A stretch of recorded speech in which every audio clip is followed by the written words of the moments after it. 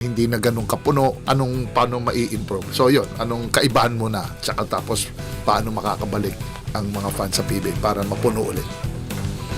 In terms of sa game, marami na nagbago nag-evolve Mabilis na yung game, multiple position na, yung mga ganon, mabilis na. Halos wala nang play Halos wala nang play Continuous. more on sa akin, more on outside shooting na ang labanan. Bira na post. Bihira na yung post-up game. So, hindi ko alam kung naapektuhan yung yung attendance sa PBA.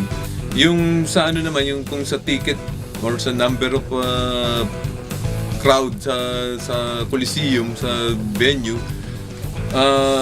ako nahihirapan din ako isipin yan isa lang naiisip ko is